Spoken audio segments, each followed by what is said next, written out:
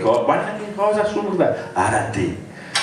Questo si chiama ARA TI e è un mix, qui entrano anche influenze funky, del rock, evidentemente non abbiamo chitarre elettriche, non abbiamo, però c'è, sullo sfondo, in primo piano, in cielo, in terra, dovunque.